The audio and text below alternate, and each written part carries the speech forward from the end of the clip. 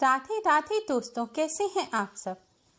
दोस्तों, हिंदू परंपरा में एकादशी को पुण्य कार्य और भक्ति के लिए बहुत महत्वपूर्ण माना जाता है।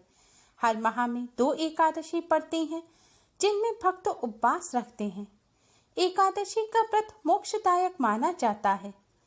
वैशाख मास के कृष्ण पक्ष की तिथि को आने वाली एकादशी को बरुथिनी एकादशी कहा जाता है। इस बार यह पुण्य अवसर 18 अप्रैल को आने वाला है। इस बार एकादशी का व्रत 18 अप्रैल दिन शनिवार को रखा जाएगा।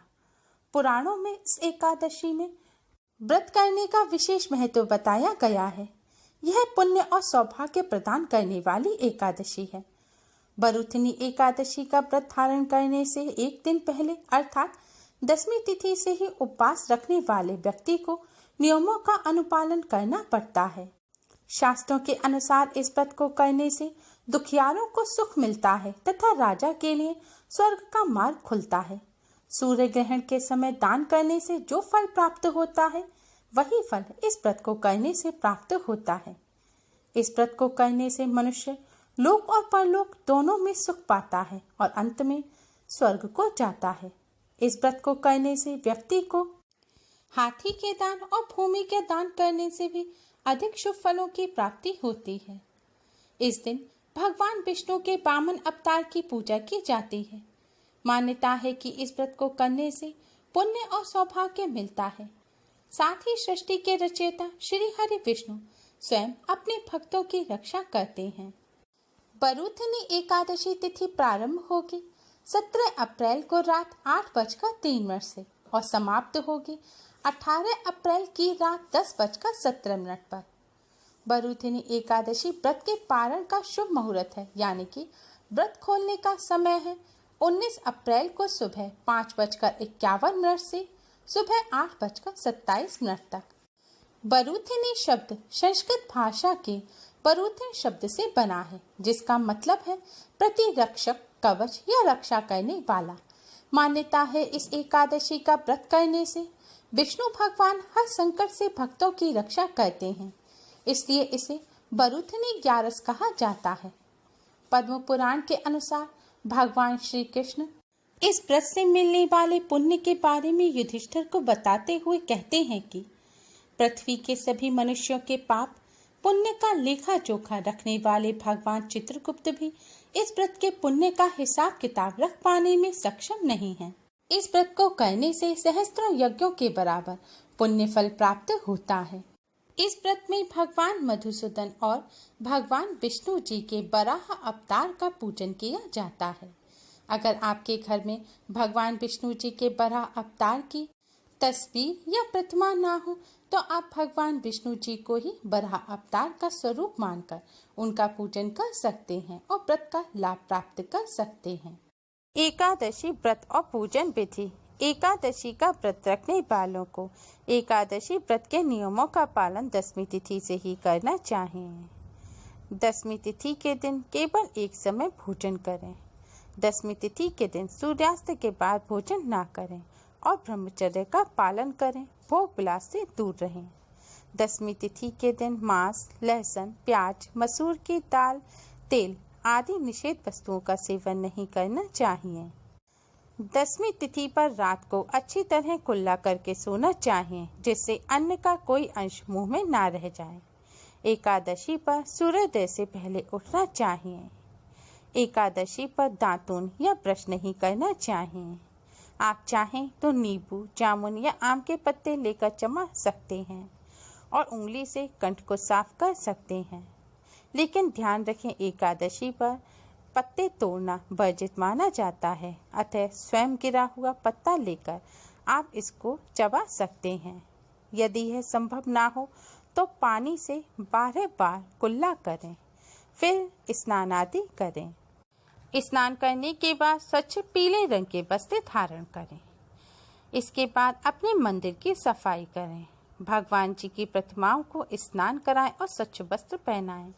भगवान जी की जो तस्वीर हो उन्हें गीले साफ कपड़े से पोंछकर साफ करें।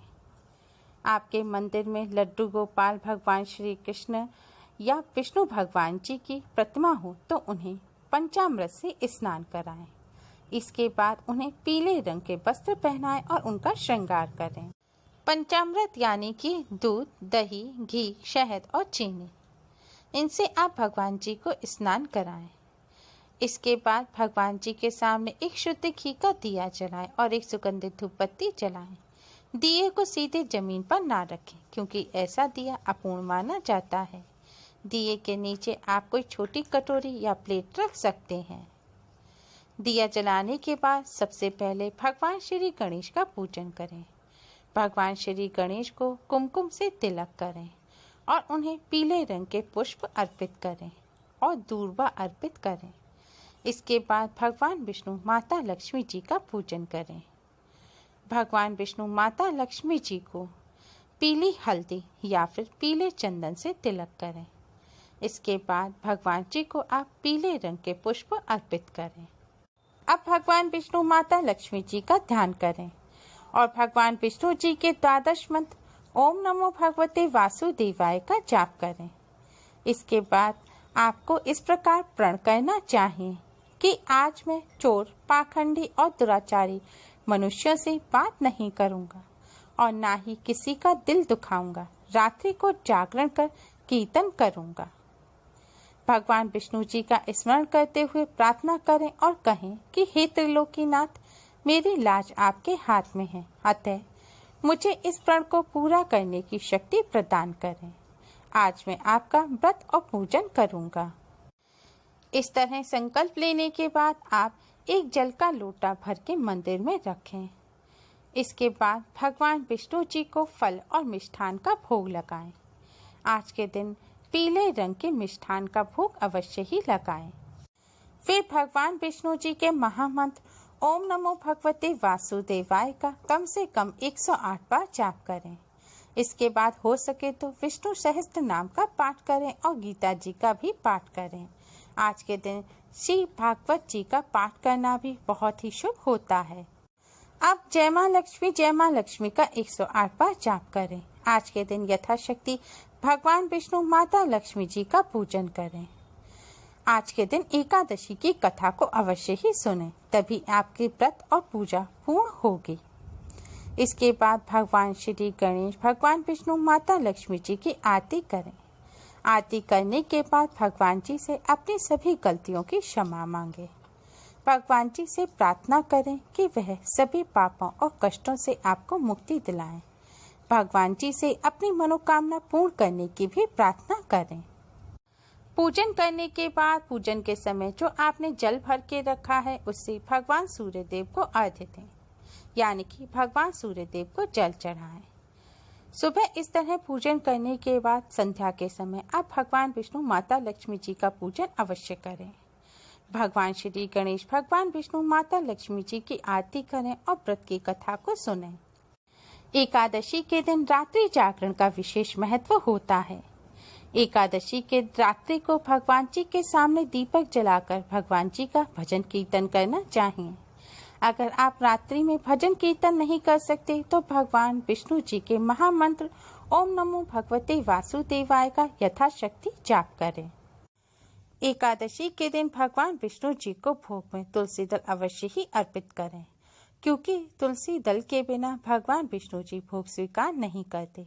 लेकिन ध्यान रखें कि एकादशी के दिन तुलसी के पत्ते नहीं तोड़े जाते, इसलिए आप एकादशी से एक दिन पहले ही तुलसी के पत्ते तोड़कर रख लें, या फिर आपने भगवान जी को जो पहले तुलसी के पत्तों का भोग लगाया है उन्हें वापस पानी से धोकर आप उनका भोग लगा सकते हैं।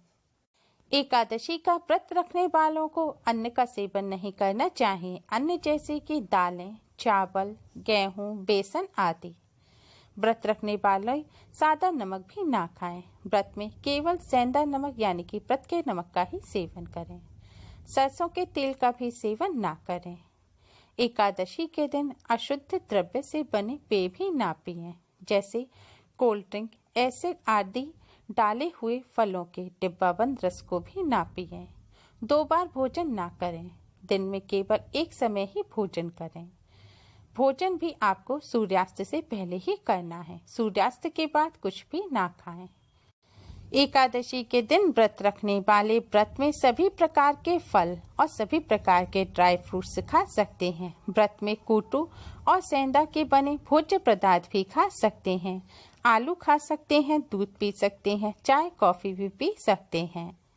व्रत में फल अथवा घर में निकाला हुआ फल का रस अथवा थोड़े दूध या जल पर रहना विशेष लाभदायक होता है।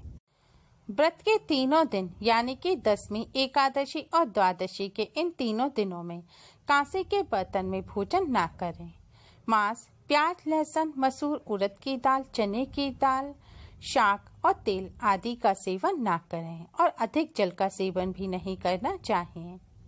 हो सके तो व्रत के पहले दिन दशमी को और दूसरे दिन द्वादशी को हविष्वान यानी कि जौ, गेहूं, मूंग, सेंधा, नमक, काली मिर्च, शर्करा और गौघृत आदि का एक बार भोजन करें। फलहारी को व्रत में गोभी, गाजर, सलजम, पालक, कुल्फा का साग इत्यादि का सेवन नहीं करना चाहिए। प्रत्येक वस्तु का भगवान जी को भोग लगाएं और तुलसी दल को छोड़कर भोग लगी हुई चीजों को ही ग्रहण करना चाहिए। एकादशी के दिन जुआ, निंद्रा, पान, पराई निंदा, चुगली, चोरी, हिंसा, क्रोध तथा झूठ नहीं बोलना चाहिए। इन चीजों से दूर रहना चाहिए। एकादशी के दिन बाल ना धोएं, बाल ना काटें, नाखून ना काटें और दाढ़ी मूछ भी ना बनवाएं। द्वादशी पर सूर्योदय से पहले उठकर एकादशी की तरह ही पूजन करें। फिर भगवान जी से व्रत में हुई सभी गलतियों की क्षमा मांगें। इसके बाद सूर्यदेव से भी सभी गलतियों की क्षमा मांगकर सूर्यदेव को अर्घ्य दें। भगवान जी को भोजन का भोग लगाएं। फिर हो सके तो किसी ब्राह्मण को भोजन कराएं और दक्षिणा दें। इसके बाद ही भोजन करके व्रत को खोलें। एकादशी पर जो व्रत नहीं भी रखते उन्हें भी चावल का सेवन नहीं करना चाहिए, तामसिक चीजों का सेवन नहीं करना चाहिए और ब्रह्मचर्य व्रत का पालन करना चाहिए। इस दिन यथाशक्ति दान करें, किंतु स्वयं किसी का दिया हुआ अन्न कदापि ग्रहण ना करें। द्वादशी पे अगर आप किसी ब्राह्मण को भोजन नहीं करा सकते तो आप भगवान जी को भोग लगाकर भोजन निकालकर गौ माता को खिला दें। इसके बाद अपना व्रत खोलें। इस विधि से एकादशी व्रत और पूजन करने से भगवान विष्णु, माता लक्ष्मी जी की असीम कृपा हमेशा बनी रहती है और व्रत और पूजा का पूर्ण फल प्राप्त होता है। उम्मीद है आपको हमारी ये वीडियो पसंद आई होगी। प्लीज लाइक करें। हमारी इस वीडियो को अपने फ्रेंड्स और रिश्तेदारों में ज्यादा से ज्यादा शेयर करें, जिससे वह भी इसका लाभ उठा सकें। हमारी और भी वीडियोस के लिए हमारे चैनल को सब्सक्राइब करना ना भूलें। Thanks for watching. Radhe Radhe.